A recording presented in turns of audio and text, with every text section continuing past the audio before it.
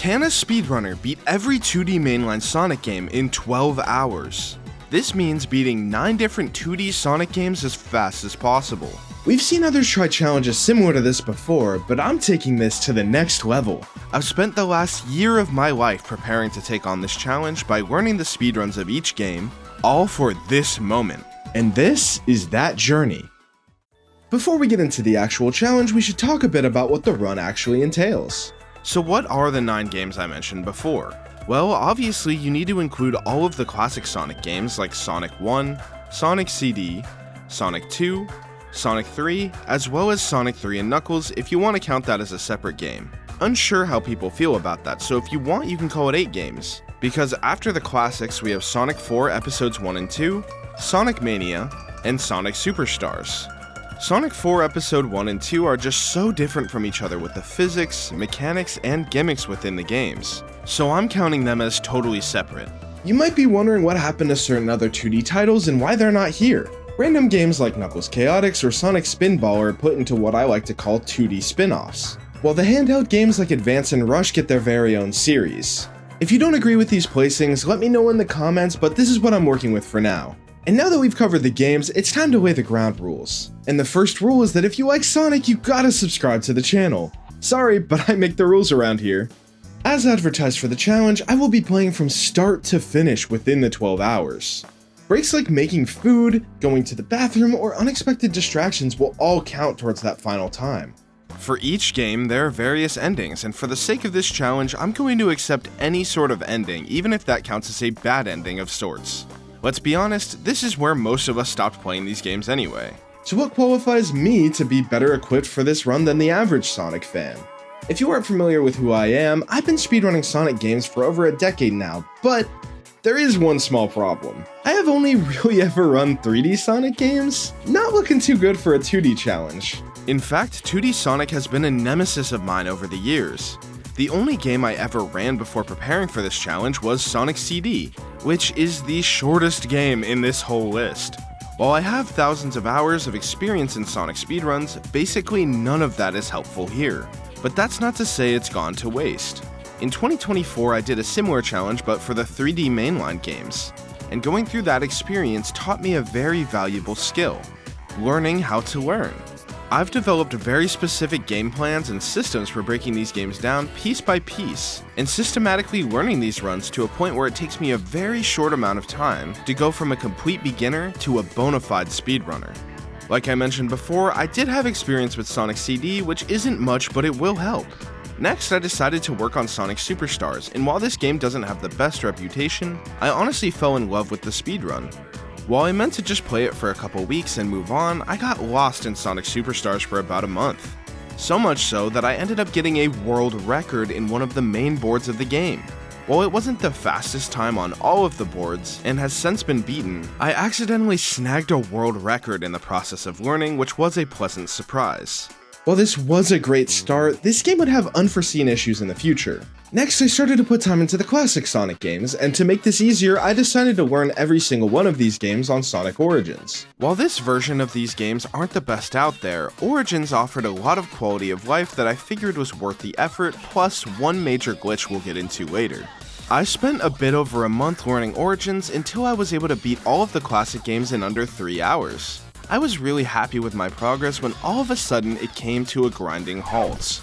At this time, I actually got a run into Summer Games Done Quick 2025 to play Sonic Adventure 2 Archipelago, on stage with one of my best friends, Emerald. If you're not familiar with speedrunning, this is a big opportunity, so I decided to lock in and grind out SA2 until after the event and... Almost there. And time! Let's go! And we're back. After what felt like a lifetime and a wonderful vacation with great friends, I was excited to get back to the 2D mainline learning. Literally at the airport on the way home, I was practicing the next game on my laptop. I was so excited to get back to it that even this next game didn't feel so bad. Even if that game was... Sonic 4. Yeah, this game's reputation's pretty accurate. Apparently this was meant to be a mobile game, and after playing it, I really don't doubt that. I had never actually played Sonic 4 before this challenge, so this was a lot to not only play the game for the first time, but also fully learn the speedrun. While there were a few segments that really frustrated me, wow these bosses are horrible, Episode 1 was honestly pretty fun. I loved the sheer amount of speed that you could ramp up in this game if you mastered the stages. We'll get into this game more later, but I was surprised to find I actually enjoyed Episode 1 a bit more than Episode 2, and Episode 2 was arguably just a better game. But I enjoyed Episode 1 more? Maybe it's because it's a little bit more simple and just about pure speed, but something about the constant pace breaking of the Tails mechanics in Episode 2 and the bosses frustrated me. I spent about 2 weeks doing my first playthrough and getting a decent grasp of both runs before moving on. Last but certainly not least, Sonic Mania. This game is an absolute joy.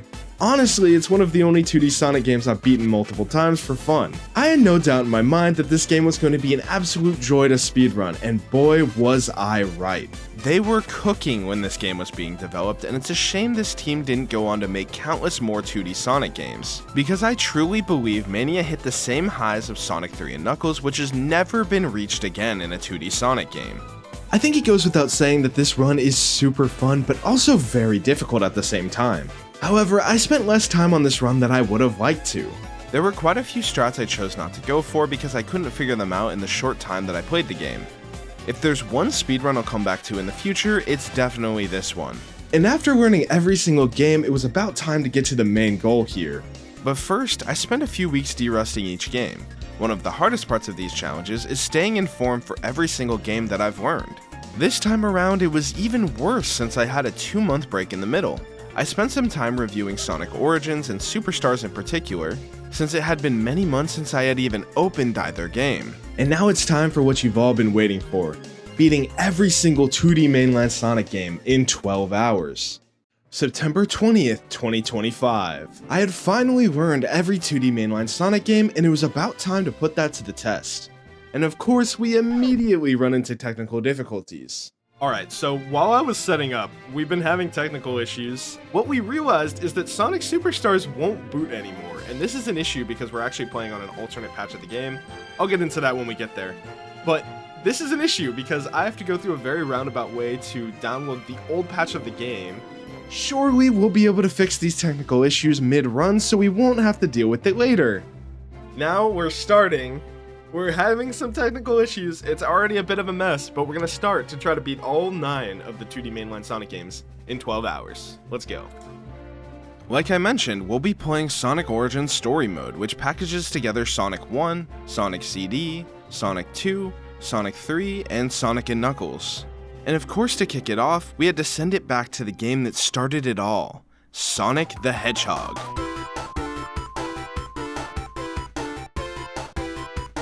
Going back to where it all started definitely has me appreciating the hell out of just how good this first game was for the time. You know, one thing I didn't even realize for a long time is that in the original version of this game, Sonic doesn't even have the spin dash. Isn't that crazy to think about? This move has been so core to Sonic's design philosophy and brand that I forgot there was a time he didn't have it. Anyway, that is not a concern here, as in the Origins release of Sonic 1, they actually added the spin dash in. However, this game was built without spin dash in mind, and it really shows. We're going to try to utilize the spin dash to skip segments that previously couldn't be avoided, and to gain speed a bit quicker than you could have in the original version without a big slope. Outside of that, the biggest goal in this run is just going to be to try to use the slope physics whenever possible, as well as trying to avoid common pitfalls. But enough talking about the game's mechanics, let's get into it. Starting with the very original game, Sonic the Hedgehog. And because we're playing on the Sonic Origins version, we actually have spin dash and the drop dash as well. Okay, so I was just explaining that about the time bonus. If you finish before 30 seconds, you get that 50,000 time bonus that you cannot skip.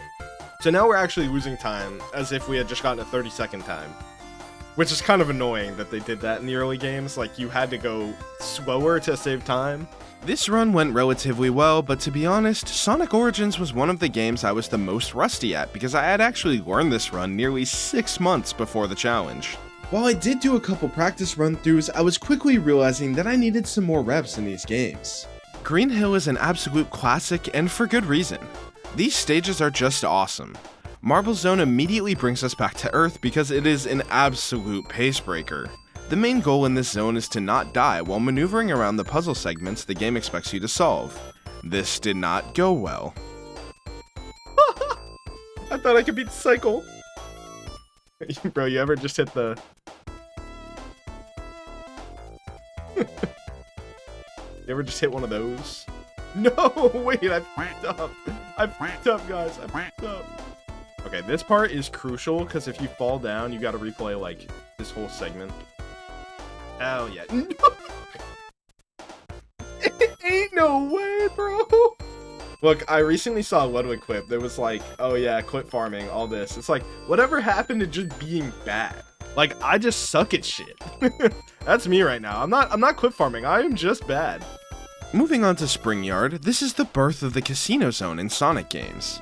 And for some reason, they really liked how Cope looked on a sign.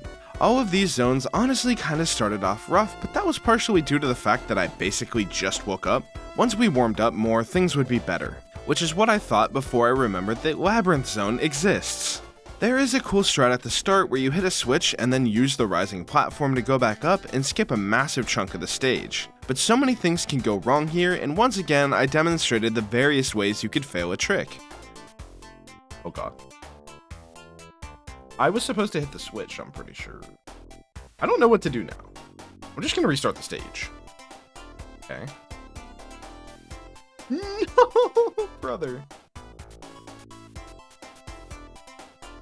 Okay, I cleared out every obstacle in my way. There we go. Outside of this and the boss of the zone, this section went surprisingly well. This boss fight is one of the worst in the entire series. I hate it so much. The goal is to get through this tough platforming segment with the rising water level, flame shooting statues, moving spikes, and the threat of drowning. Also keep in mind, if you die, the game does not give you any rings. There is a shield, but that only saves you from one hit, where rings could potentially help for multiple. Oh. Okay, we made it! Thankfully, that's over, since I need to preserve what sanity I can because we have a long run ahead of us. Whee! Well, that ship might have sailed. Funny enough, Starlight Zone is the one section that I was actually pretty happy with in Sonic 1, despite me obviously losing my mind. I was able to pull off a cool Origins only skip where you drop dash off this slope and get a ton of speed. And if you jump at just the right time, you can access a much higher area of the stage.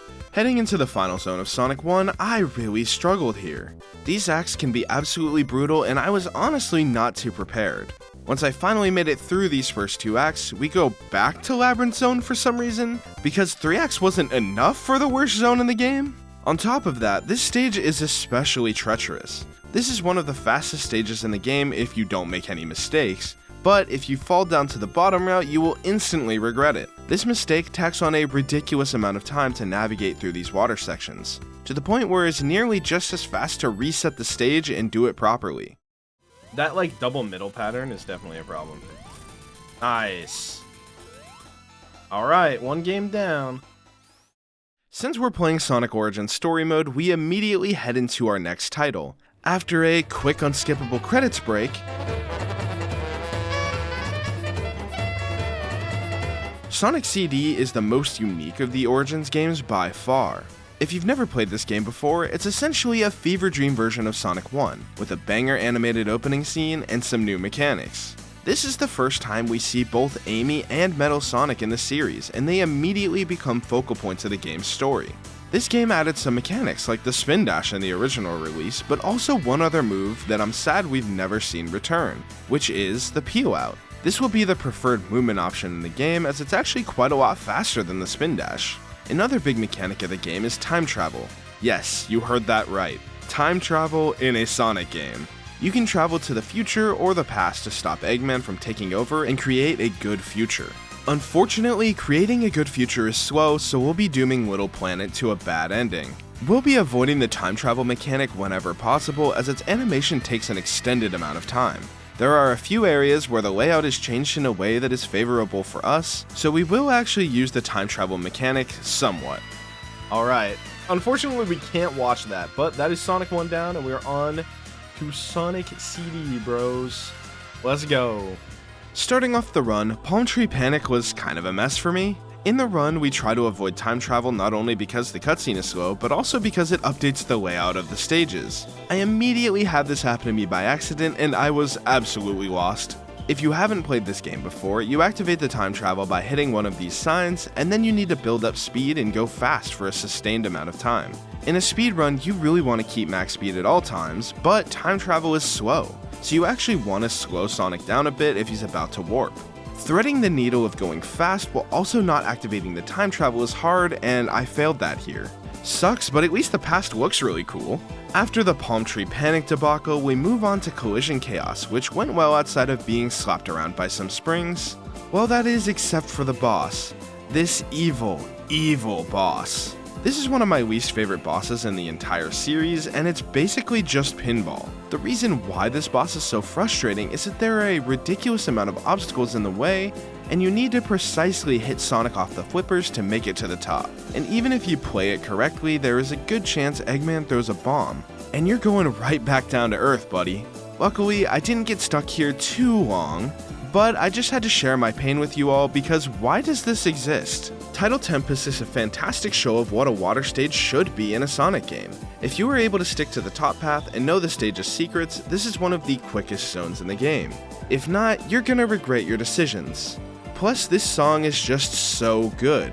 What an underrated zone. And speaking of underrated zones, Quartz Quadrant. This zone has conveyor belts for floors, making me feel like I'm racing down a revolving sushi restaurant. The amount of speed you can pick up in this zone is awesome when you learn the layouts, and I really shouldn't point this out every time because, well, we'll be here forever, but this is one of my favorite 2D Sonic songs.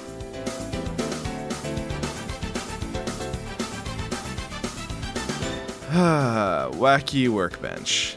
This is probably one of the worst areas in the challenge. Like, who thought this was okay? And obviously the answer is whoever designed the Collision Chaos boss. They must just like seeing us in pain. The floors in this stage are like a bounce house, sending Sonic flying through the air like a rocket. The goal here is to keep moving to the right whenever possible, but when you get sent up into the air, you are obstructed by platforms and you essentially have to navigate this blind, because you can't see that far beneath you. I got through this just about as well as you can expect, but I did not enjoy myself. You know, I totally forgot about Wacky Workbench. I think I blocked this area out of my mind, just so that I actually come back and play this game from time to time. Like, how are you supposed to see these platforms, man? You just bounce forever till you, like, happen to land on one?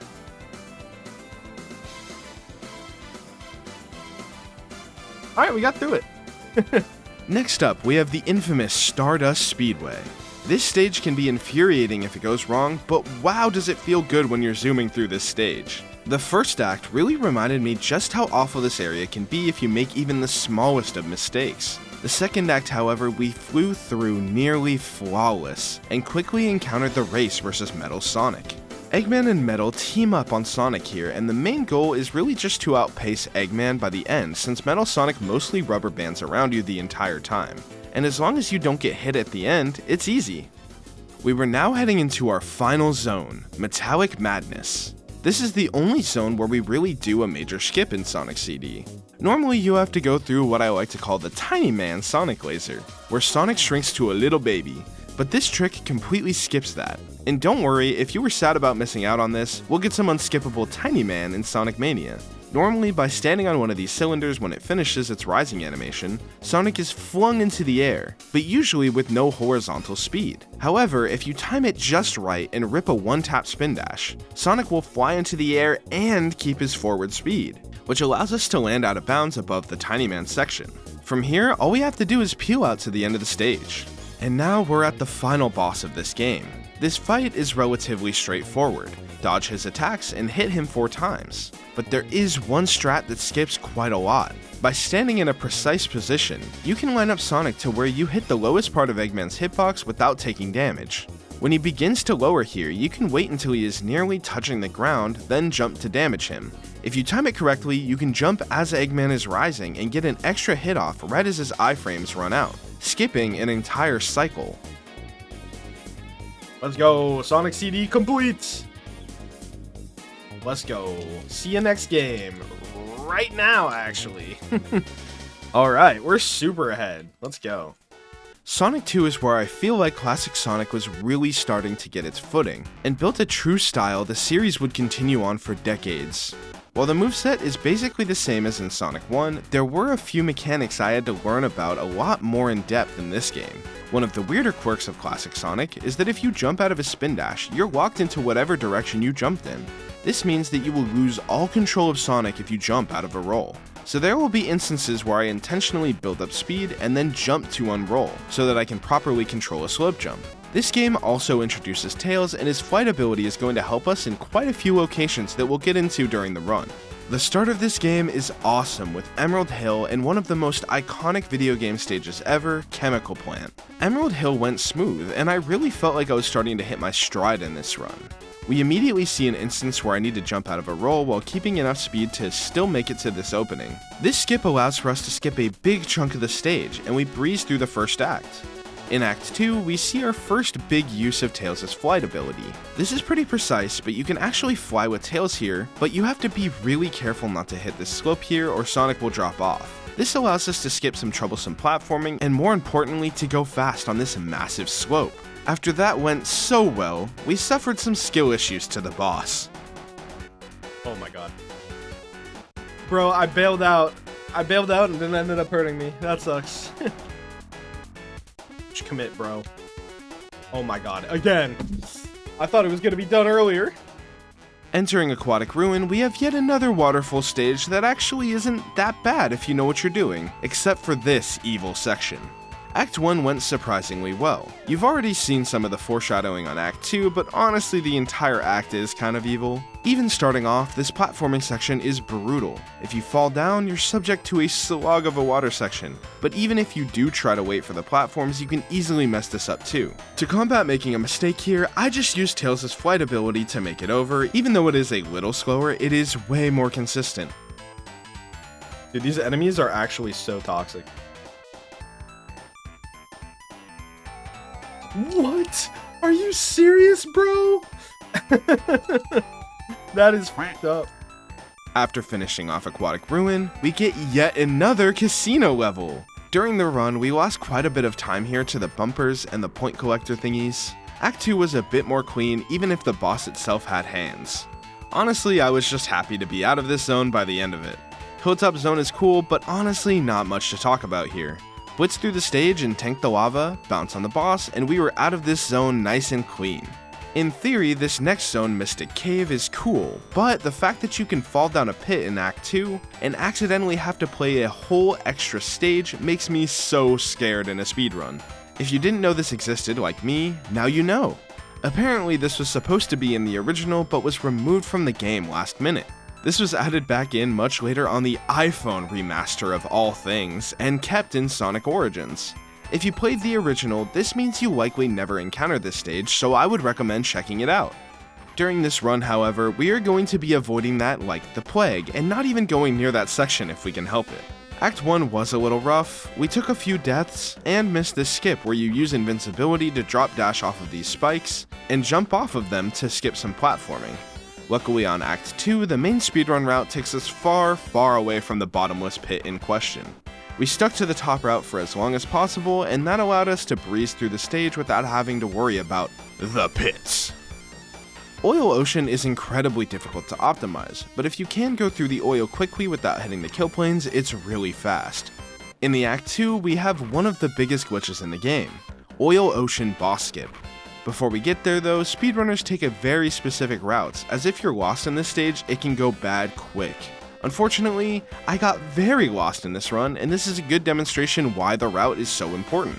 Once you're getting towards the end, you need to not actually trigger the boss and bring Tails to where Sonic is. Fly with Tails near this ledge and slam into the ceiling, then ride it to where the ceiling ends. Fly up along this wall a bit, and then turn to the right and fly as high as you can. When the camera stops panning, drop, and if you did the trick correctly, you will fall straight to the capsule, completely skipping the boss. Metropolis is a great endgame gauntlet. It has some really cool puzzle and platforming elements within these stages. It's a super fitting endgame zone, but it can be frustrating, as quite a few spots felt like they were made just to make you angry. Screw these enemies in particular. After Metropolis, we are blessed with the speedrunner's best friend, An auto-scroller! Yay! A very boring 2 minutes later, and we're on to an actual cool stage, Wing Fortress. This stage has a really tight jump, but if you can get it, you skip so much of the stage. Unfortunately, I struggled to get the trick, and so I just played the stage as you normally would and lost a solid amount of time here. Normally I would take a death strat and retry since it saves so much time, but I wasn't feeling confident in the trick, so I decided to just take the normal route. Entering the infamous Death Egg Zone, I was a bit nervous. The final boss makes me want to pull my hair out. You get no rings and some incredibly difficult hitboxes to deal with, and honestly, I hadn't practiced this as much as I should have before the run.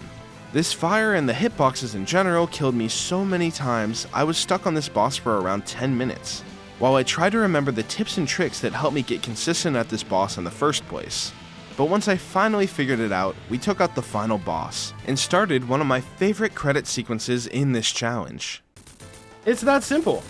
It's that shrimple, bro. I can't remember if we can skip this, but I really need to go to the bathroom anyway, so enjoy the credits.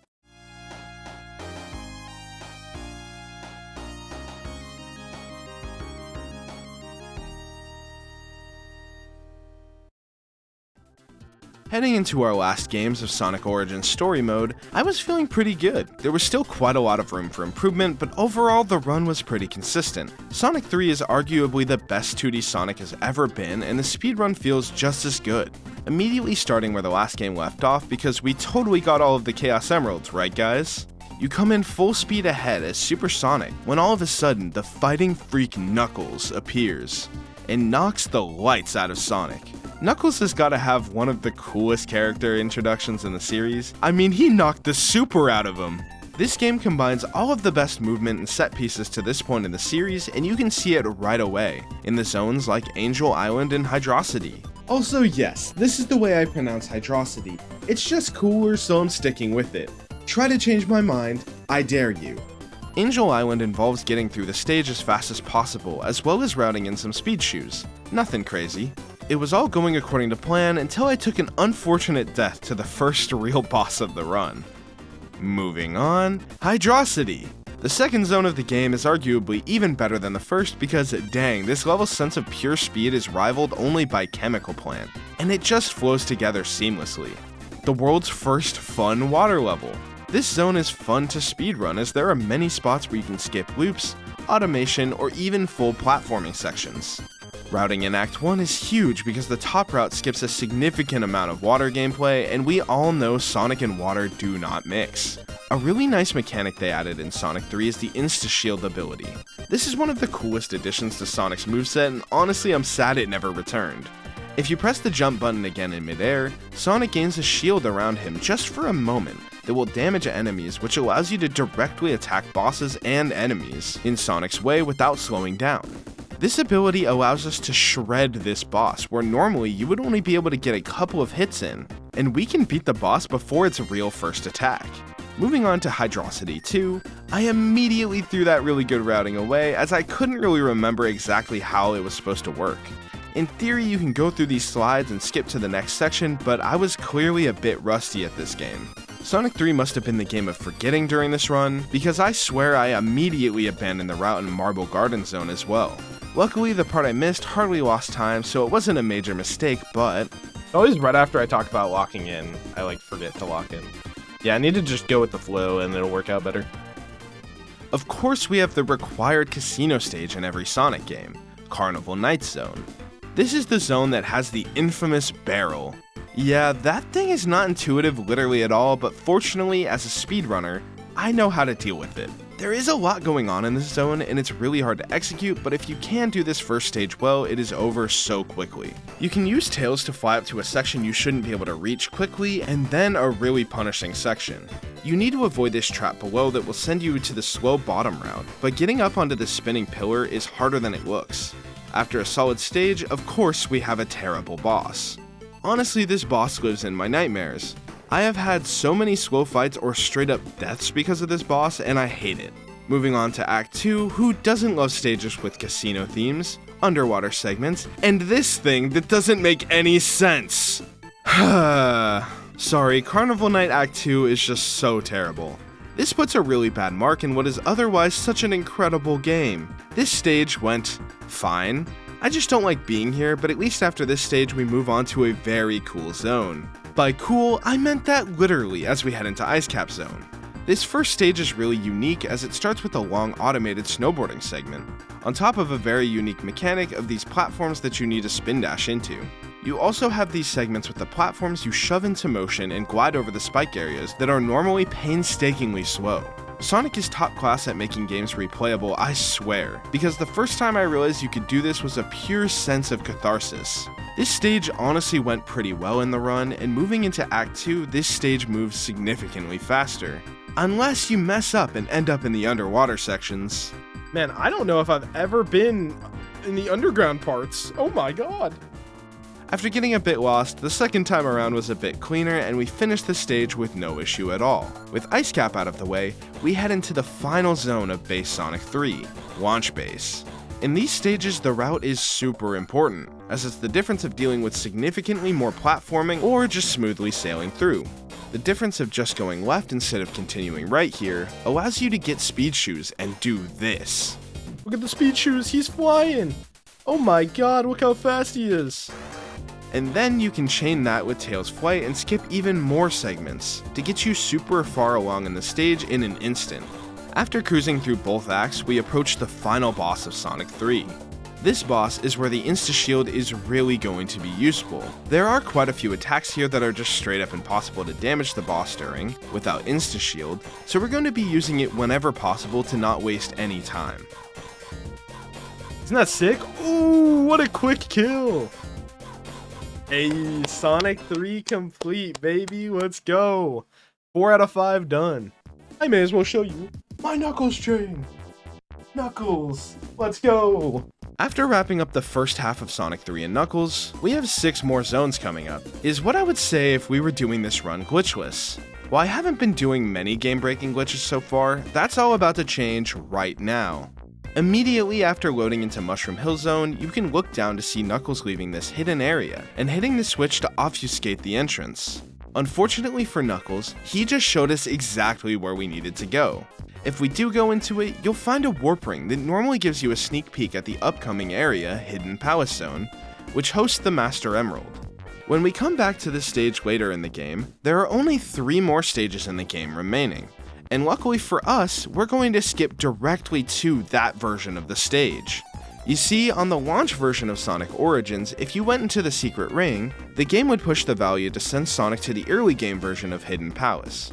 However, while this alternate version is loading, you can actually pause and restart, which will actually take you to the normal version of Hidden Palace Zone. This skips Mushroom Hill, Flying Battery, Sandopolis, and Lava Reef Zone, all in one easy trick. And after some messing around at Hidden Palace Zone, we only have a few more stages left in Sonic 3 and Knuckles. Sky Sanctuary is a super iconic stage from this game, even being the featured stage in Sonic Generations. This stage is a gauntlet of platforming as you navigate these floating islands. Fortunately, we have the power of Tails, who will allow us to skip large parts of the platforming by flying at very specific points. We made quick work of this stage and moved on to the final zone of Sonic Origins, Death Egg Zone. This concept has been used so many times at this point, but whatever. These stages are cool, so they can get away with it. Both of the Death Egg stages feature 2 main gimmicks, mainly being the gravity switching and these electric floors, which can be walked on directly if you have an electric shield. Electricity gimmick, stuff like that. Okay, and I immediately lose it mid-conversation about it. Awesome. Whoops! Despite not having the shield, we were largely able to just damage boost through these areas, so we don't have to take the full time loss. After making quick work of the stage, the boss had hands, and honestly I was a bit scared of dying. Okay, sure, whatever, man. Bro was just flinging me around. He was just like having his way with me, man. In Act 2, the gravity gimmick gets significantly worse, and it is really hard to navigate cleanly, but I somehow got through the entire act without dying. On top of that, I even kept my shield for the lightning section this time. We were once again absolutely struggling in this boss fight, but after forcing our way through it, I was onto the true final boss. There's a lot that can go wrong here. Like if Tails hits the enemy and you fall right through to your death, or if you take damage at the wrong time, it can easily spell doom. Nice, okay. It's not over yet. We have to be careful here because Eggman's gonna try to get away with the Master Emerald. It's pretty easy to die here on the runaway, but I'm gonna jump and make sure I hit him early. Oh, I thought that was it. Come on. Yeah, that's Sonic 3 and Knuckles. Let's go. That was so scary. After wrapping up Sonic Origins, we've seen most of the good times 2D Sonic has to offer as we immediately jump into the next title. Sonic 4 Episode 1. As I mentioned earlier, this game was originally intended to be a mobile game, and yeah, we can tell. This was during the dark era of Sonic titles, and the vision was pretty clear here. Basically, they wanted to make a classic Sonic game with HD graphics, and add homing attack to entice the new age fans who have only played 3D titles, since there was a 16-year gap between Sonic 3 and Knuckles to Sonic 4. Yeah, I guess that approach makes sense if this game was made well, and there are a lot of issues here. The music isn't great, hence why you won't be hearing much of it, the boss fights are either boring or unfair, and the physics are downright atrocious. I don't know, man, they really messed up this game and there is good reason that no one really talks about it. One of the main tech you'll see me using throughout the run is spamming the life out of the homing attack, as this quickly stacks speed for Sonic every time you do it, which is actually pretty fun to do. Going from Sonic Origins directly into Sonic 4 was a bit of a shock as the physics are just so different. Luckily, these early stages are a bit easier to get through, even if you mess up the route or make a mistake, so getting used to the physics wasn't super punishing. Like most 2D Sonic games, Top Route is so impactful here as you get to skip a lot of annoying platforming, but there will be some times where this isn't the case. In the first zone, you're pretty much always on the top route, and I did kinda struggle in a few spots. I will say the Act 3 in this zone is actually really fun and works so well with the homing attack. I really enjoy chaining together the homing attacks and flying onto the pulleys here. I don't know why, it just feels satisfying to play this one. Moving on to a Sonic staple, the Casino Zone. My favorite! Like I mentioned earlier, the physics are god-awful, and really the physics is what made these stages so cool in the first place. And I didn't even like them before. Now it's just an even worse version with a ton of bottomless pits. And yeah, those bottomless pits were owning me in this run. I was quickly realizing that I should have put more practice into these games because this is one of the most important games to get the routing correct. And that's mostly because things work really weird in this game and it's totally easy to get Sonic forward and miss what you were supposed to do. Act 3 is a surprisingly good stage though, and the speedrun route is kinda crazy that it even works. This is basically a secret route here and it saves a ton of time. The issue though is that it's anything but consistent. These cannons can be tricky to work with, and quite often you have to deal with using the bumpers to get to higher ledges. This can feel super free or basically impossible. Really just depends on the day. Luckily, I didn't get skill issued in this run, and we finally escaped the gambling prison. I swear when they created this game, they wanted to make it my very own personal hell, because why in the world would you put a casino stage and include Labyrinth Zone? We didn't like Labyrinth Zone the first time! Admittedly, this version is better, but the bar was on the floor. This zone had a lot of moments where you get one chance to get onto the top route or skip a section. And if you mess it up, good luck in the slow path, buddy. I am quite a bit rusty at this game, so these moments for the most part didn't go very well. If a water-based, slow puzzle-like zone didn't sound bad enough in a Sonic game, how about adding low vision? Yeah, they wanted to make this zone as shitty as possible, and were surprised when this game somehow flopped. After really struggling with this puzzle section I've done dozens of times, we move on to the boss of the zone. If you thought this zone couldn't get any worse, you'd be wrong. They decided to keep a similar theme of Sonic 1's Labyrinth, but then make it even worse by making these pillar patterns crush you if you make even a single mistake. And if you do somehow die, you have to replay the entire lead up to the fight. I made sure to lock in and finish this fight first try, but yeesh, it's scary. For the final zone of the game, they finally chose a decent area to copy, Metropolis Zone from Sonic 2. This one is controversial, but somehow still better than the last two. This zone is a maze of mechanical traps and pits just trying to take you out. This area at the end of the first act is especially frustrating since you need to time your jump to happen right before this piston drops so you don't immediately die to the crushers. We got through it, but this design was always confusing to me. The final act is a race against this giant wall of death that chases Sonic through the stage, and I encountered one of the weirdest deaths I've ever seen in this game. Did this ever go up? Am I just dead? What? That's insane. I got crushed a couple more times after this, but we blitz through the rest of the stage and move on to the final boss of the run. And by that, I mean a boss gauntlet where we have to play every single boss. Again! I have no idea why they did this. These bosses were so lame in the first place, let alone fighting them twice. To top that all off, we encounter a brand new boss.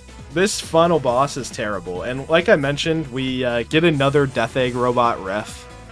There's gonna be I think there's 3 of these guys in this run, by the way. This boss is insanely tanky and takes such a long time to take down. To start, the boss is relatively simple. In the first phase, you can basically just wail on the boss over and over. A good strat here is to jump into the boss and then immediately homing attack right after, effectively getting in 2 hits at a time. Once you damage the boss enough, it actually starts attacking you? And here's where it gets a bit scary, because as the fight progresses, you're getting hit with multiple types of attacks on every phase. No! It sucks because no matter what you do, this fight is so long. That was just 3 minutes lost there. Sadly, that was a major time loss, but it is somewhat expected on this boss since it can be really brutal. But big mistakes like that only snowball if you let it. So I did my best to move on and finish this game once and for all. Oh, yep, his indicator's going crazy. Okay, so we have to stay close. Not too close. And then we have to hit him. There we go. Okay. Yeah, if you take long enough, you can die there. Alright, Sonic 4 Episode 1 is done. Let's go. Moving on to the next entry in Sonic 4, we'll jump straight into Episode 2. This game is actually quite a lot better than the first entry. The set pieces and overall stage design are a lot more interesting, and it actually feels like they had a direction in mind for this game. It also adds the lovable sidekick Tails into the mix and grants the player team-up abilities. These are a really interesting way to switch things up and allows you to activate flight, and a basically improved version of the spin dash, being able to destroy certain terrain and gain even more speed while sacrificing some control. This adds quite a lot to the game, and I do like it, but there is one issue that I have. The game makes you use this gimmick all over the place, which makes sense. However, what doesn't make sense is the nearly 2-second channel to start this ability every time. This doesn't sound like much, but considering you're having to use these abilities dozens of times across the run, it adds up real quick. I mean, talk about a pace breaker. In the speedrun, this wait just adds on to our final time more and more. But using these abilities is either mandatory in some parts or just plain faster in others. So I'll be using these abilities sparingly to not waste a ton of time. To start the run, I had some other technical difficulties to deal with, since you can't actually delete your save file in the game. You need to dig through your files to find it and delete it that way, but I completely forgot how to find it. I forget how to make a new file. This is so scuffed, dude. Can you please, just save me? Just save me, dude. I might have to take a break. While this run is significantly shorter than the 3D mainline run, the mental fatigue was still really strong here, especially with all of the technical difficulties. Shout out to Black Doom, who is a Sonic 4 speedrunner and actually gave me the exact file path. This allowed me to get a quick mental break and get into the run without further issue. There we go. Now we're in the game. Let's get it. This run started off pretty well, with very little mistakes in the first zone. Unfortunately, this zone is based off Aquatic Ruin, but they took away the ability to skip the water sections like the original has. So it's just Aquatic Ruin, but worse. This zone is really just a tutorial to the new team-up abilities, and getting the player used to the new mechanics, so it's relatively elementary. Funny enough, the bosses in this game are remarkably similar to the bosses in Sonic Superstars. That is to say, they suck. Both of these games have bosses that have long invulnerability periods and way too much HP.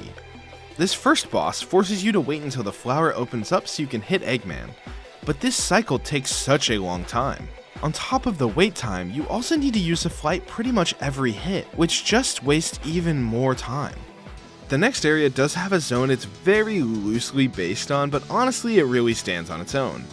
one of the songs has a Twinkle Park motif in it, so I think the theming is mostly linked to that stage. It's not from a classic game, but I don't know what other zone this would be linked to. Visually and gameplay wise, White Park is one of the most interesting zones in the entire game. While there are a few parts I'm not a huge fan of, like the underwater segments, the majority of these acts have cool ideas in them.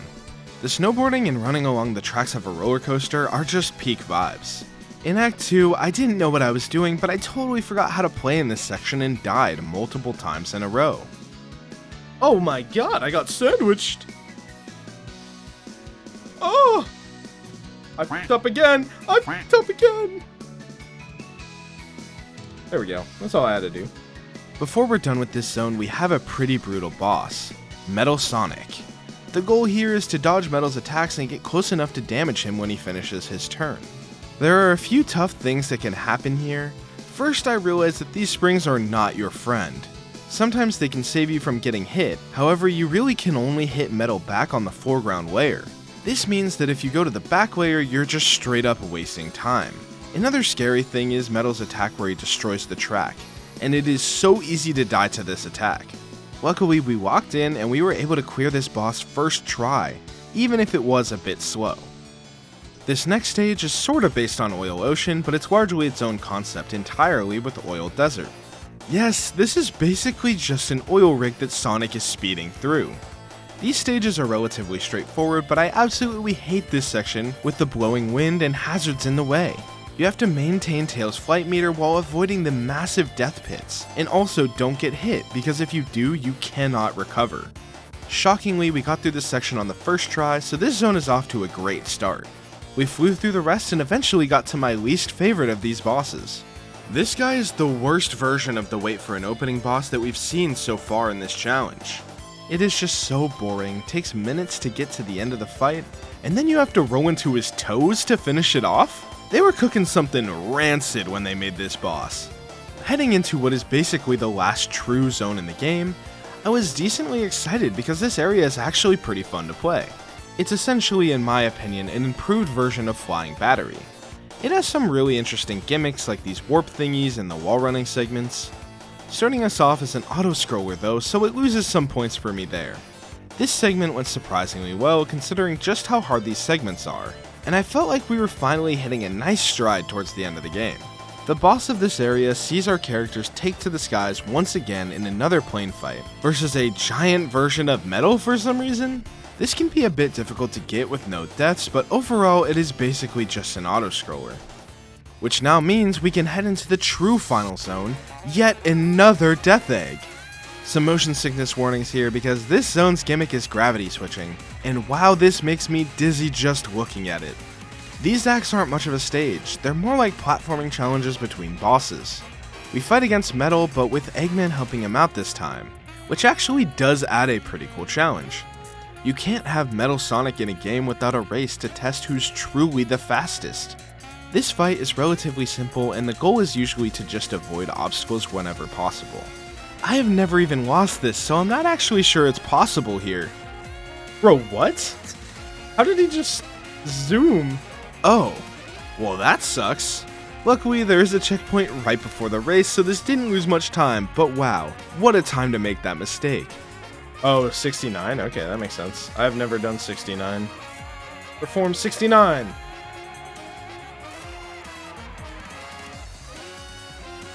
Now we face off against the true final boss, Eggman, in the literal heart of the Death Egg.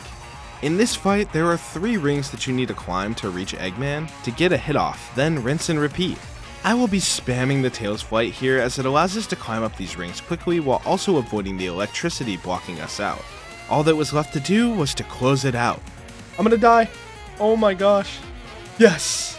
We did it! Holy, that was close. That was way too close. We did it! Only 2 more games to go! Well, we're gonna have to do Sonic Superstars glitchless for my first time ever. I've never really run it glitchless. You know, I played casually, which I don't think really counts. But we're going back to that. So we're gonna have to do this on the fly because for whatever reason, it did not let me do the older patch. So I don't know what's going on with that. As I mentioned before, we're now only able to play the patched version of the game due to technical difficulties. I spent so much time during the run trying to resolve this issue, but it just seemed impossible. This version would have to do. At the time, I knew for sure that this emerald glitch where you can exit as you grab the emerald was patched out, but I wasn't sure what else was. This game had a plethora of boss skips, quip outs, and really broken routes made possible by some of these glitches. Now, I had no idea if any of these would work. This means that I'm basically going to have to play the parts we skip casually since I've never learned the glitchless run. Okay, let's see how this goes. The first thing we're going to want to do, despite the game version, is to get the first 2 Chaos Emeralds, as they grant you emerald powers. These powers include Avatar, which spawns a whole gang of clones to crush your enemies, and Bullet, which allows you to fly in any direction you want for a stupid amount of time. This allows for good mobility and normally some really broken out of bounds skips as well, but we'll see if we get to do any of those in this run. Most runners use tails in this game, so if you combine Bullet with his flight ability, you can basically fly across entire stages. Look, I know people hate on Sonic Superstars and I'm not gonna say that it's unwarranted. The bosses suck and some of the zones are really uninspired, but there are a few areas of the game that are peak game design and vibes. Bridge Island, Speed Jungle, and Lagoon City are all some of my personal favorites. If you never try this game out due to the negative reception, I advise to wait for a sale and then check it out. It's not as bad as people say, I promise. We zoomed through these early game segments because there's basically no major skips here anyway, and just fought the bosses as intended. Some of these bosses are really short, like the Speed Jungle Act 1 boss, but Act 2's boss is extremely long, and sadly, it's not the only one. Oh boy, look at him, he's spanning. He doing tricks on that pole, god damn. Sky Temple is a zone where you can normally skip the entire stage with Bullet, but that was patched out, so I had to come up with the new route on the fly. Surprisingly, the stage worked out well, but the boss itself was terrifying. Oh my god. Oh, I'm threading the needle. Thank god, dude. It's so annoying I have to play every boss. This is... Finally, we're back to a good old-fashioned casino stage, which is rebranded as a pinball carnival. We know your game, buddy. These stages are actually quite fun when you learn the routing, and I will say they got rid of what I usually dislike about most casino zones, which is the meaningless segments where you're stuck in a random minigame or animation that will take 5 seconds. This zone keeps the same high-speed action as the rest of the game, and personally, I love it.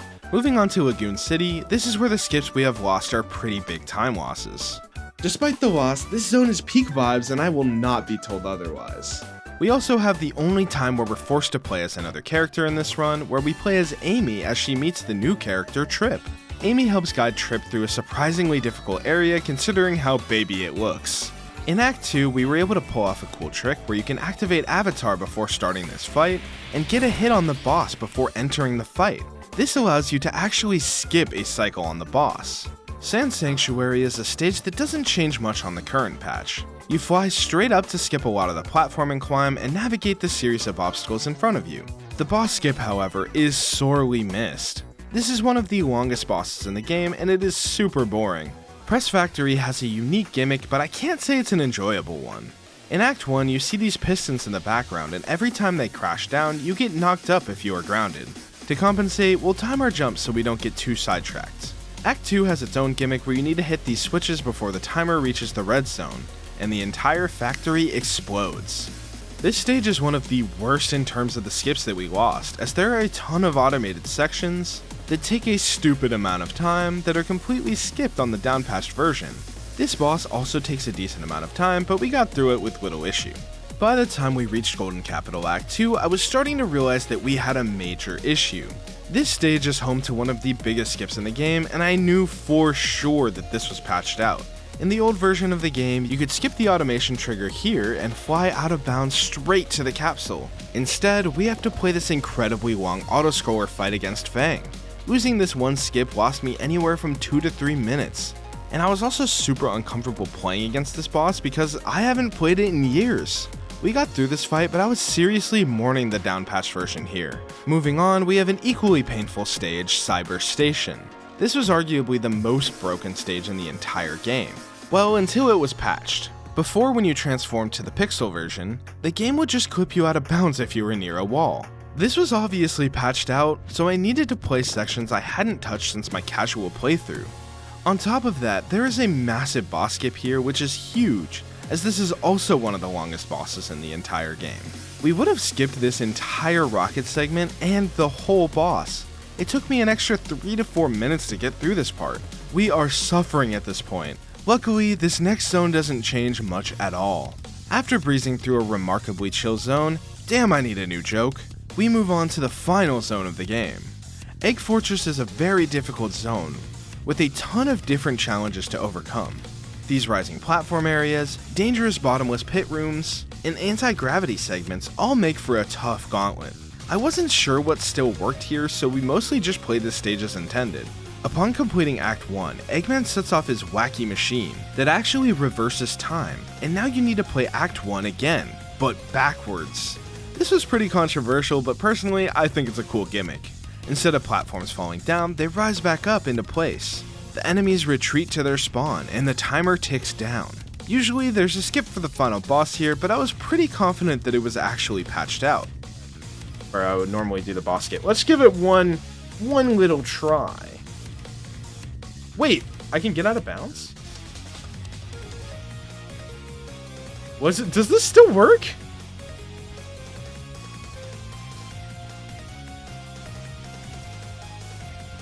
What the fuck?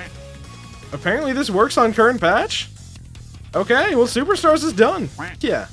We're on to the final game, baby, let's go. And I'm glad we didn't move it. You may have wondered why I put Superstars ahead of Mania since it was actually the most recent 2D mainline title. Mainly it was because you could skip the final boss with this capsule the developers left out of bounds, and I figured that would be really anticlimactic. And for one other reason. Since we finally made it to the end of the challenge, I decided to save the best for last. This is Sonic Mania.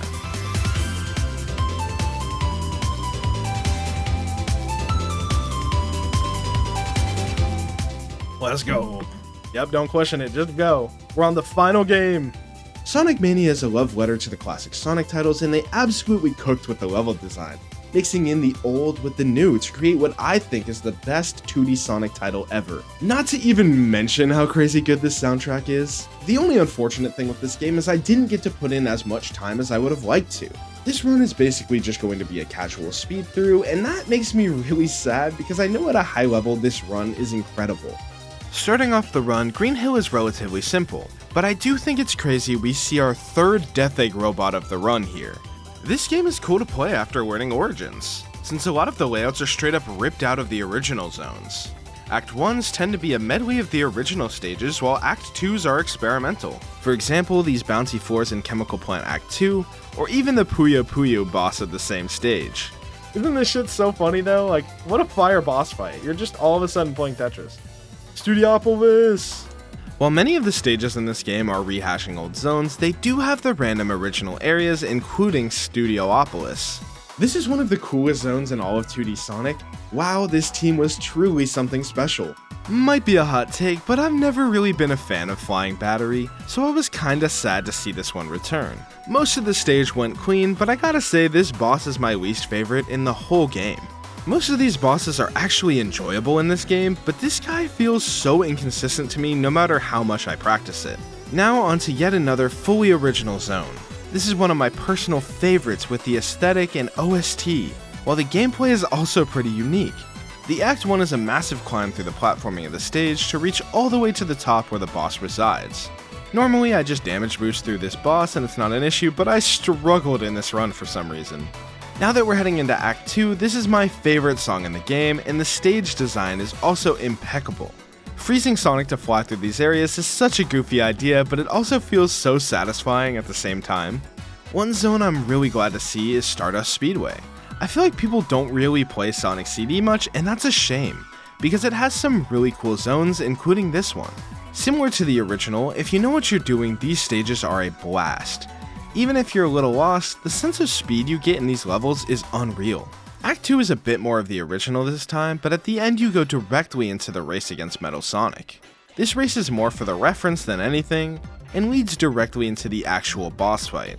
Turns out you can actually skip this boss if you're Supersonic, but that's not the run I'm doing. After this fight, Metal transforms into a massive version of itself, and I'm not gonna lie, this is really cool. After that, we're at about the halfway point of the run and we find ourselves back in Hydrocity. Yes, this is still how I say it. This is one of the only zones I feel this way, but I think Hydrocity was actually better in the original. Sonic 3 and Knuckles has some great stage design though, so that's not a knock on Mania. This fight is really cool though, because it takes the fight from Sonic 3 and flips it on its head, where Sonic is the one in the Eggmobile. Eggplane? Carton of egg? Act 2 is more of the same, and we zoom through it, with yet another cool boss where you need to avoid obstacles and make Eggman run into damaging objects. After Hydrocity, we have yet another original zone, and one with so much sauce, Mirage Saloon. This zone is so cool that I'll even give it a pass for this auto-scroller Act 1. The idea of jumping off of a plane onto a moving train and running along it is so awesome. This team even managed to make a cool auto-scroller. The boss is a little weird because you have to catch it at a specific time to do damage, and can feel a little finicky. This zone goes by really quickly, but Act 2 is a classic saloon vibe, with some really cool set pieces and gimmicks. It ends in a very unique way as well, with this boss transforming into old school Sonic characters. Hey look, it's that dude from Sonic the Fighters and the guy we couldn't skip in Superstars. After quickly clearing that boss, we move on to Oil Ocean. I feel like they made a lot of weird picks for this game, as I wouldn't have guessed this zone would make it in the lineup. Act 1 isn't too involved, and we breeze through this stage and take down the boss. Act 2 is a little bit more involved, as the entire stage is on a timer, where if you don't hit these pulleys, the screen will be further obscured, and you will start to lose rings. While grabbing each of these pulleys will lose a lot of time, I also like being able to see, so we'll still be grabbing a couple of these during the stage. While I wasn't too happy to see Oil Ocean, Lava Reef was a welcome surprise in this game, and my favorite Quartz Quadrant gets a little reference in Act 2. These stages aren't really super hard or anything, but they are a marathon, on top of a boss in Act 1 that I didn't really understand super well at the time. We didn't really have many issues in this zone, but it was a bit of a slog. And now we're truly in the endgame. The amount of Sonic CD references in this game makes me so happy as we enter Metallic Madness. Act 1 is a bit of a maze, and I'm so confident that the way I was playing this stage was not optimal. Funny enough, the boss for the act is just the final boss of Sonic 1, but harder. Crazy how far we've come. And like promised back in Sonic CD, this time we will not skip Tiny Sonic in this game. He may be small, but he is mighty. Dude, look at Tails too. Tails is so cute. The team understood the assignment because the majority of this act is played as Tiny Man, including the boss. The boss is also so cool because it spawns mini versions of old classic Sonic bosses. The nerves were starting to mount as we approached the final zone of the game, Titanic Monarch. The first act introduces you to the main mechanics of the zone, which are these weird plasma balls, riding in the robocoaster, and the enemy types. This stage isn't too long, especially when compared with Act 2 that is a massive gauntlet. In Act 2, there are 4 sections you need to clear before you move on to the final boss of the run. Each of these have their own challenges with a ton of precision platforming tests. Slowly but surely, we made our way through these challenges one by one, and opened the portal to the end. This boss takes many hits to finish off, and there are only so many chances to hit him per cycle. Every third attack of his, Eggman sends you away to deal with the hard-boiled heavies. And this is really scary, as there are no backup rings in this fight, outside of a couple in these attacks. Once you start to drop off his arms though, the fight picks up speed so quickly. And just like that, Eggman was getting whittled down. Yeah, let's go! We did it! 8 hours and 38 minutes, dude. We actually destroyed that goal. Holy. If we didn't have so many issues going down, this run would have been insane. We finally accomplished our goal of completing this challenge in under 12 hours. While it was a bit messy with the technical issues and rust in some of the games, I was super proud that I was able to accomplish such a great feat even with these issues. I took games I had never played before and learned them to a moderately high level, exceeding even my own expectations. This run had its own unique hurdles, but I am so happy to have completed yet another really tough challenge. Now that we've destroyed our main goal of beating all of these games, what's next? At this point, you probably thought the video was over, but for me, leaving it here as it stands is unsatisfying. Sub 12 was too easy, and I got close to something greater, even with all of the issues we dealt with. So I spent the next month planning, practicing, and preparing, with another goal in mind. This is how I beat every 2D mainline Sonic game in 8 hours.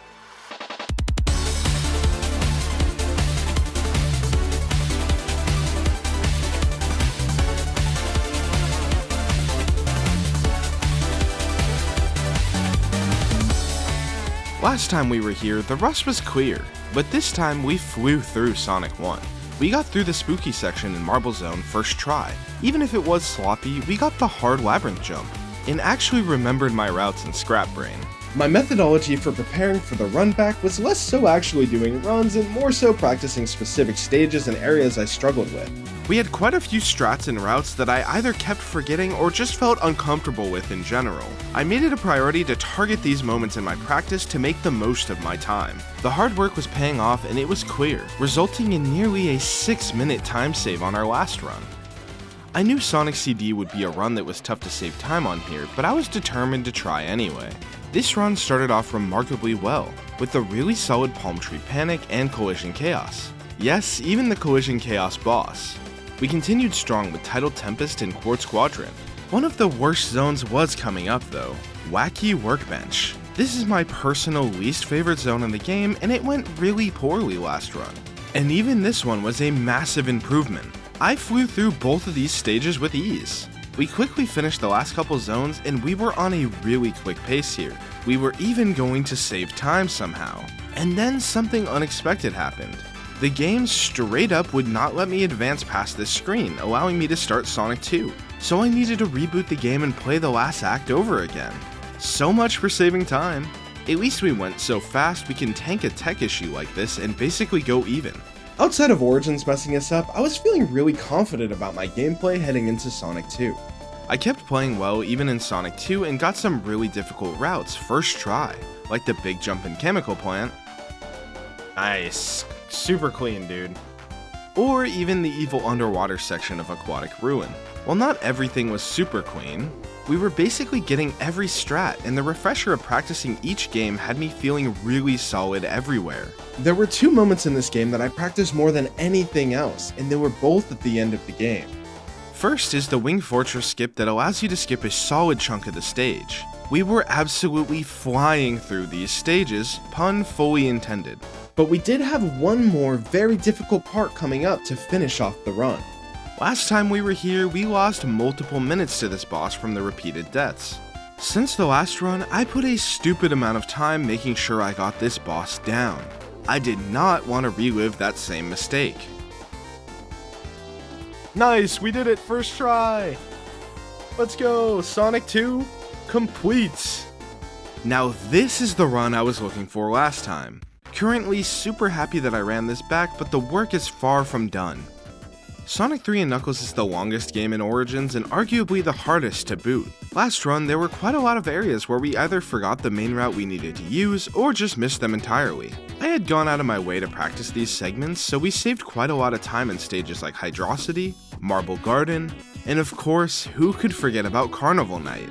This Origins run was going so well, I was honestly getting a bit paranoid that things would start to go wrong.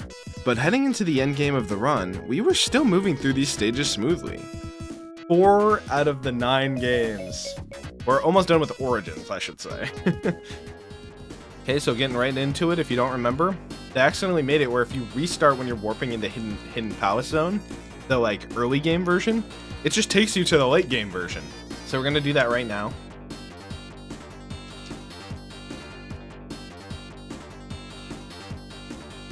And there we go, Hidden Palace Zone. So now we are all the way towards the end of the game. We have a handful of stages to complete now. I also made sure to relearn the Sky Sanctuary routes this time because it's easy to get lost in this stage. Once you get the routes down though, it is actually a very quick stage in the speedrun. Heading into Death Egg, I was really happy about the pace of this run. The goal for this zone was just to minimize deaths and major time losses. These stages didn't have to be perfect, we just needed to not bleed time. And we managed to accomplish that. All that was left was the true final boss. Oh, I did it. Okay. This is it. We have to survive this part and then we're done. You're not escaping this time, buddy.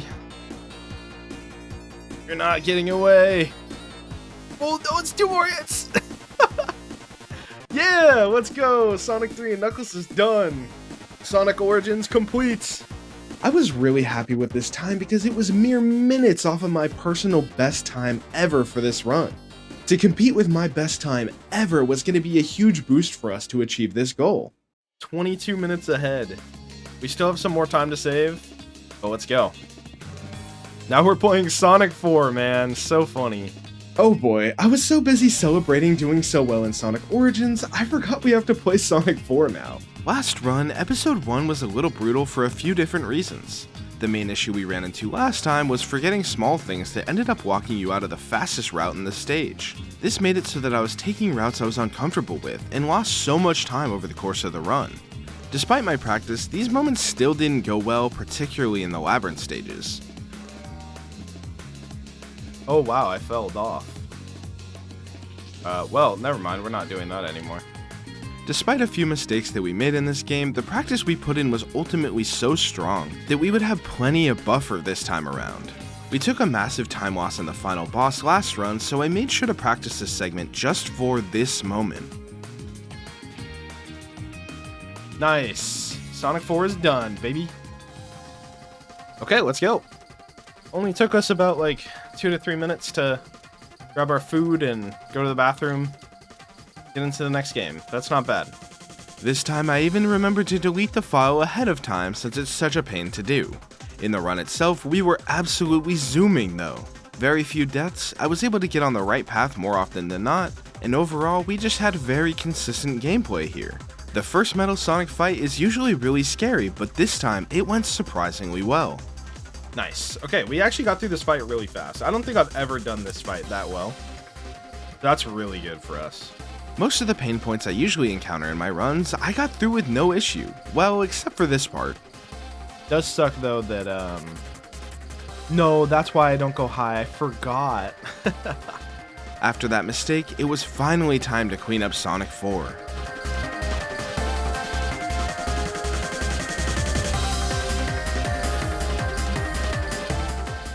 No, I'm so scared. I'm gonna die. I'm gonna die. I'm gonna die. I'm gonna die. I lived! Oh my god! Holy shit. I think that's a PB, dude. What a good run. Oh my god. That was the nail biter. Alright, let's move on to the next one, dude. Sonic Superstars. While we vastly improved at the games we've already completed, there would be no competition to the 2 runs coming up. If you remember last time, we had technical difficulties, and it turns out that the old version of Sonic Superstars was now completely unplayable. This caught me off guard, and I had to play parts of this game essentially blind. While I couldn't downpatch the game anymore, I could at least prepare for what I was up against this time. Heading into Superstars, we had a solid buffer with even more time save potential ahead of us. The Emerald tutorial skips were still patched out, but we zoomed through the early sections with renewed confidence this time around. And this time, I can truly show off why we picked Tails in the speedrun, which is the corner clip. I only showed this off on the final boss in the first run, and that's because I thought it was patched out completely. This essentially works by lining up Tails at the seam of where a wall and a ceiling meet, and spamming flight into this corner to clip out of bounds. Now this doesn't work everywhere, but it does work in most locations. And lucky for us, the game doesn't stop us from skipping bosses, so we can do this. Kinda goated? Holy shit. Let's go. That was really good. There's yet another boss skip right after this one that I honestly can't even explain. If you use bullets right when the explosions go off here, for some reason you can just go right out of bounds if you're in the right location. Probably something weird when they mess with the collisions on the explosions, but it's just cool that it works. We were progressing steadily when I reached a massive skip that I thought was impossible last time. This Sand Sanctuary boss is one of the longest in the game, and I was unable to skip it last time. By hitting the snake collision just at the right spot, you can slip right out of bounds and fly beneath the boss arena, skirting kill planes on the way. I thought all was going well until I made a brand new mistake. Nice. Wait, what the f? No! I've never seen that before. Yeah, so I accidentally went past the end capsule and ended up dying instead. But don't worry, we got it the second time around. While a lot of these skips might look pretty easy and you might think, wow, You need to actually play the game and stop skipping all of this content just to go the easy way. Nah, these tricks are genuinely so much harder than most of what we're skipping. And while this might look super easy, let me break this one down for you so you actually know what we're doing here. On this clip out, you need to start a flight as Tails, fall down to the exact corner of this wall, and time a flight to lock Tails into the corner. Now, if the location was correct, you need to flip Tails backwards and immediately back towards the corner in a matter of frames. If all of that went right, don't worry, that was the easy part. You now need to fly high enough to change the stage layout because of how the stage vertically loops, then land on this tiny edge, without getting disrupted by the pistons or clipping back in. Then, if all of that wasn't enough, you need to combine Tails' flight where you stay high enough to not die to the kill planes, while also not bonking your head on this out of bounds collision and fly as far as you can go. Then when Tails gets tired, start a bullet, and get max uses out of it, perfectly timing when to go back in bounds so you can actually skip the boss. I hope you get my point.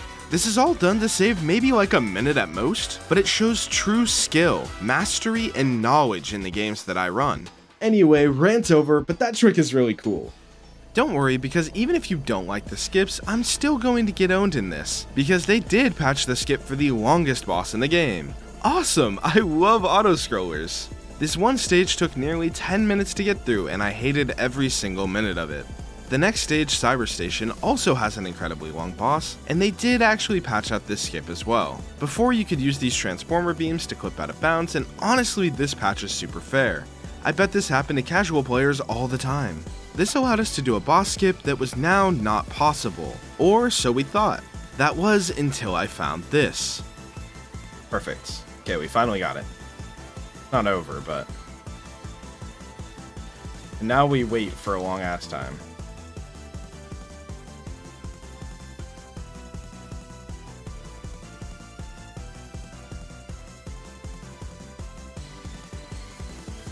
Okay. I was scared we overshot it, but we were honestly perfect. And with that, we had saved a tremendous amount of time on the last attempt. While this is still nowhere near what I was capable of before, with so many tricks being patched out, I was proud of the random strats I figured out all on my own. At this point, we were approaching the end, and there was one skip I knew worked for sure. Okay, we're out of bounds. Gotta make sure to not hit the kill plane. Nice, that's it. And superstars complete right now. Game crashed. Let's go. Facing off against the true final run, I was surprisingly anxious. We had a solid lead, but I needed to play to a high level if I wanted to reach our goal in this attempt. And this time, Sonic Mania would look a lot different. You see, if you take a look at the Sonic Mania leaderboard, you'll notice something interesting. The bad ending world record is actually slower than the good ending world record. This was odd.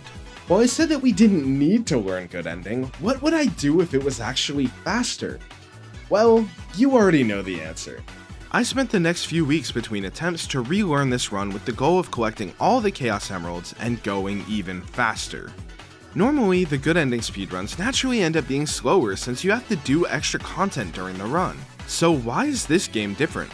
Well, this allows you to utilize Supersonic, which is obviously really broken, and the portal rings are surprisingly on the way.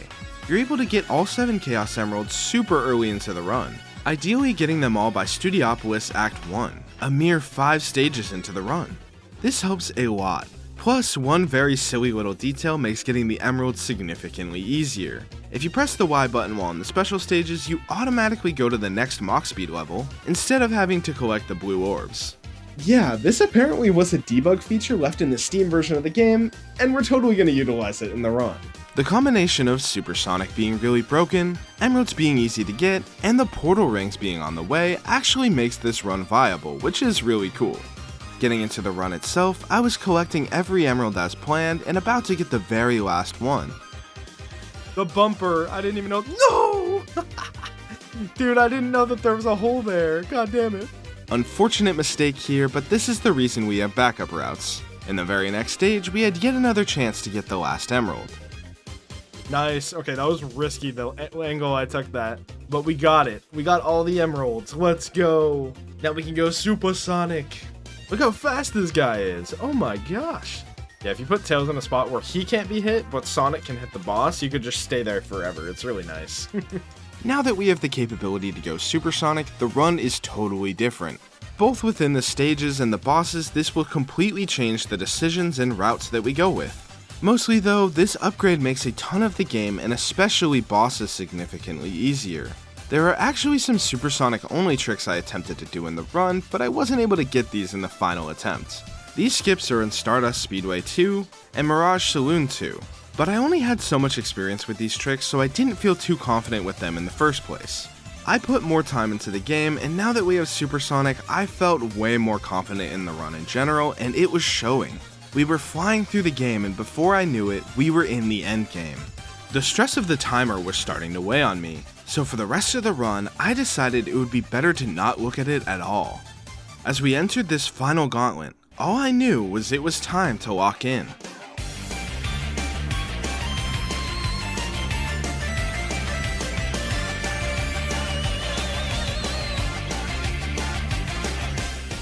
Things were going well heading into the final boss. Too well, maybe. We entered the fight as Supersonic, which is usually good, but we had such a low ring count it was actually looking a bit scary. Ah, yeah, I fucked up anyway. I just want to finish the run, man, come on. We were starting to melt down a bit since our plan went awry, and our time was quickly running out. But eventually, we were able to take down Eggman and enter the true ending of this run. As I started to fight the final boss, I remembered the months of grinding and learning these games. The struggles of learning games from nothing and expecting to be a top-level speedrunner. How I had tech issues on the day of the run I was planning for the better part of a year. Giving up even more time to get these games down perfectly. And remembering that it was all about to pay off. Okay, one more hit and we're done. Alright, and time's coming up. And time. We did it! Let's go! Every 2D mainline Sonic game done in way faster than 8 hours. Let's go. I didn't have much experience with 2D Sonic games and before this. I looked at the records and I was like, you know, you could do that pretty fast. I'm not that good. And I surprised myself with how good I got at these games. But overall, I'm really happy with this run. So I'm stoked, man. I can't believe it. Now that's more like it. When I originally set out to complete this challenge, 12 hours seemed like a good goal, but I quickly realized I could do way more. But now that we've accomplished this goal, the next challenge is already on my mind. Can a speedrunner beat every mainline Sonic game in one weekend? That's all for now. If you enjoyed this but never got to watch the 3D mainline challenge, make sure to watch that as well. Thanks everyone so much for watching, and I'll see you next time.